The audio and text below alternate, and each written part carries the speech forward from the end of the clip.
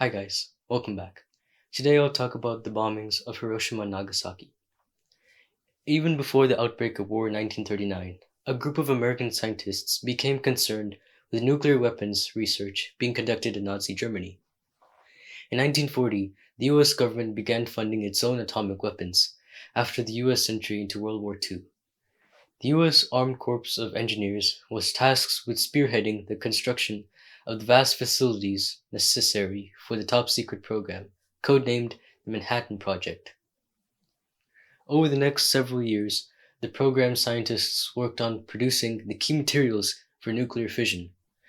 They sent them to Los Alamos, New Mexico, where a team led by J. Robert Oppenheimer worked to turn these materials into a workable atomic bomb.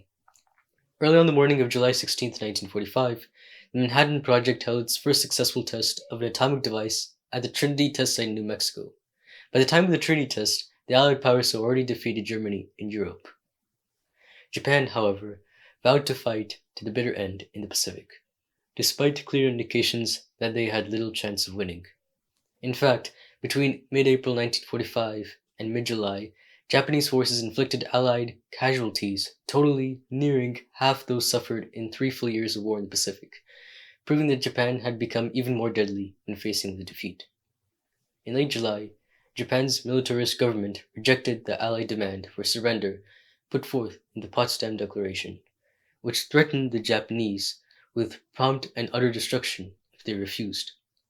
General Douglas MacArthur and other top military commanders favored continuing the conventional bombing of Japan, already in effect, and following up with a massive invasion, codenamed Operation Downfall. They advised Truman that such an invasion would result in US casualties of up to 1 million. To avoid such a high casualty rate, Truman decided to use the atomic bomb of hopes to bring the war to a quick end. Proponents of the atomic bomb believed that its devastating power would not only end the war, but also put the US in a dominant position to determine the course of the post-war world. Hiroshima, a manufacturing center of some 350,000 people, was selected as the first target. After arriving at the US base, the more than 9,000-pound uranium bomb was loaded aboard. The plane dropped the bomb known as Little Boy by parachute at 8:15 in the morning, and it exploded 2,000 feet above Hiroshima in a blast equal to 12 to 15,000 tons of TNT, destroying 5 square miles of the city. Hiroshima's devastation failed to elicit immediate Japanese surrender. However, on August 9th, Major Charles Sweeney flew another B-29 bomber, Boxcar, from Tinian.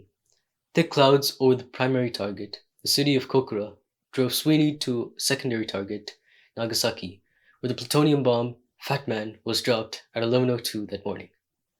More powerful than the one used at Hiroshima, the bomb weighed nearly 10,000 pounds and was built to produce a 22-kiloton blast. The topography of Nagasaki, which was nestled in narrow valleys between mountains, reduced the bomb's effect, limiting the destruction to 2.6 square miles. At noon on August 15, 1945, Emperor Hirohito announced his country's surrender in a radio broadcast.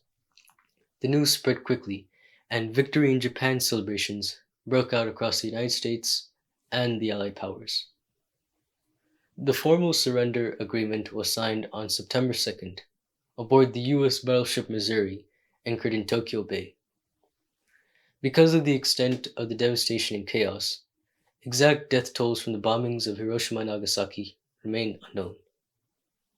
However, it's estimated roughly 70,000 to 135,000 people died in Hiroshima and 60,000 to 80,000 people died in Nagasaki, both from acute exposure to the blasts and from long-term side effects of radiation.